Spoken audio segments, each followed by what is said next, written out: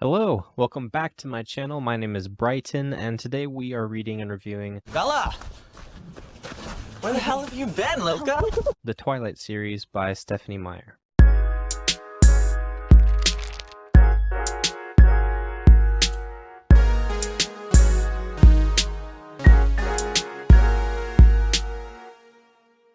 Our word of the day today is ridicule, which is the subjection of someone or something to contemptuous and dismissive language or behavior. Let's get into Twilight.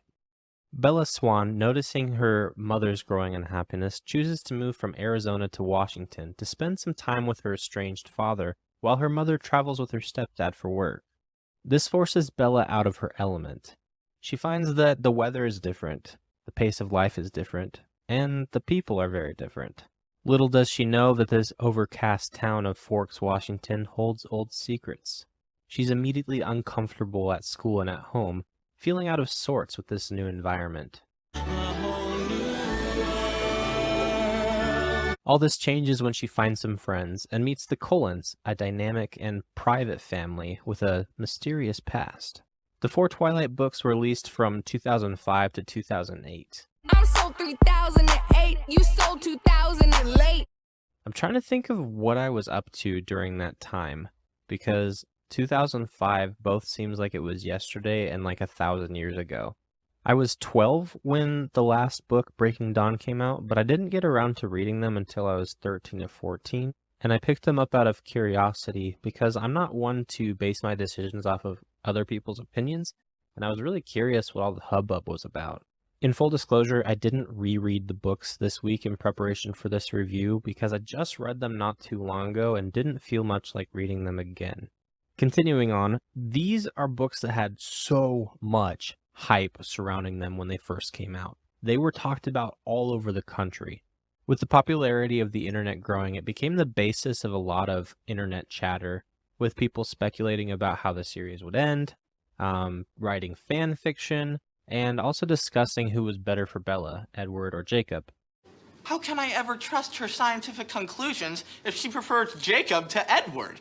Which team are you, by the way? Now, to get down to the main question and basis of this video, are the books really as bad as many make them out to be? Well, let's talk about it. These books are written from the first-person perspective of a teenage girl, and thus are chaotic, erratic, unsure, and contradictory. And in that way, I think that Stephanie Meyer actually did a pretty good job as an author. It kind of tracks with how teenage girls act. Perhaps one contributing factor to this authenticity, if you want to call it that, is that these books seem to be Stephanie Meyer's teenage fantasy. There are some authors that show too much of themselves in their writings, and I think this is one of those cases. But there are a lot of things that young adults can enjoy about the Twilight series. I think when you get lost in the teen romance with a more mature and handsome dude who just so happens to be an alluring vampire. Besides that, there are people that are able to relate to some of the characters. If it's not that, maybe it's the love triangle or the saucy tension. Oh, my. Honestly, one of the reasons why monster stories are so popular is because it's an interesting topic. And this story goes into a few fun curiosities, like the in-world history of vampires and werewolves, how a human and vampire relationship might work, and also some of the mechanics of turning into a werewolf or a vampire. Twilight is one of the foundations of modern monster love stories. The lore in these books is what most of the genre is now built upon. Of course, it's not the first story to do it. You have classics from forever ago like Beauty and the Beast that the monster love trope is based on. And although Twilight has many redeeming qualities, if you look at it objectively, there are a lot of red flags. Firstly, the lead character and narrator of this story can often come off as pretty annoying and childish.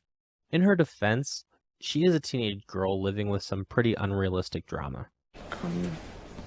Yes. Secondly, this tale as old as time isn't so sweet to me.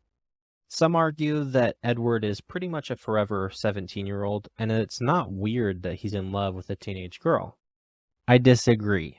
It is very weird that a 104-year-old man is in love with a 17-year-old, and it's predatory that he pursues a relationship with her. He watches her while she sleeps and then sleeps in the same bed with her. I like watching you sleep. And there's an argument out there that Edward has this inexplicable draw towards her. He just can't fight, but he tries. And I get that that's a pretty big plot point, to the point where he almost offers himself up to be killed because of it. But it's not because of the age gap. It's because that he feels like he has no soul and that he's not worthy of love. It's all a bit overdramatic for me. After all is said and done, he waits till she's 18 to marry her. Red flag. I think that kind of behavior is repulsive no matter how you package it. One argument that my sister brought up is that although Edward has gained a ton of knowledge, he's been stuck in the body of a teenager, in the context of a teenager. How long have you been 17? A while. So that's why he acts so irrationally. He's never been able to grow up until he meets Bella and they get married, and his life progresses in a way that it's never been able to progress before. While this line of reasoning does make sense, age isn't just a number and I cannot ride that train. For those reasons, I'm definitely Team Jacob. He seems to be the more age-appropriate and responsible choice for her. As a dad, I'm very surprised that Bella's father, Charlie, didn't go more off the rails once he found out some of the things that were going on. I'm sure that most people have heard the phrase, still a better love story than Twilight, indicating that pretty much anything is better than what we got here. Say it out loud. I'll just say, I really don't think it's that bad of a love story despite the things that I just mentioned. The story is easy to read, it's overall cohesive, and it has some interesting plot points. So why does Twilight get such a bad rap? It's interesting to note that each of the volumes cost $19.99 US when released, with the exception of Breaking Dawn, which is an extra $3. Now you can buy them for dollars a piece. Tuppence a bag. I just did a quick eBay search, and I found that you can find this whole series for under $20. It goes to show first how popular this series was when first released and how many volumes were produced, and second, how little people seem to care about them now. $20 is a lot of McDonald's, but it's typically not a lot of book. And more popular series seem to hold their value pretty well. For example, the Harry Potter series is having new volumes come out all the time. The market is completely saturated with Harry Potter, but the books seem to carry their value pretty well. You can definitely get them for cheap, but a good quality set of books will still cost a pretty penny. For such a cultural phenomenon that held the attention of the internet for so long, it's very strange that Twilight plummeted from grace. It seems that over the years the tide has changed and internet culture has absolutely torn this series apart. It's been memeified and made fun of, and nowadays seems to be mostly forgotten, except by trolls who call it bad. I really think that the film adaptations are to blame here. The casting was pretty bad, the acting was terrible.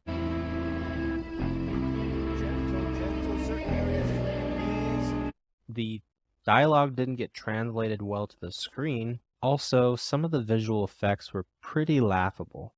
For something that was the buzz of the internet, it really fell off hard. It's almost like it's the Nickelback of the literary world. Look at this graph!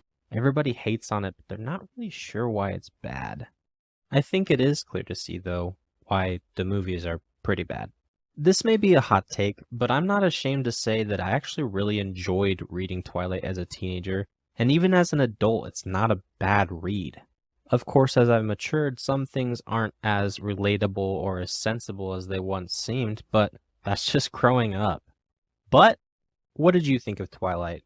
Also, do you have any recommendations for what I should read and review next? Please put them in the comments. As always, thank you so much for watching. Don't forget to like, comment, and subscribe, and I'll see you next time, reading page by page.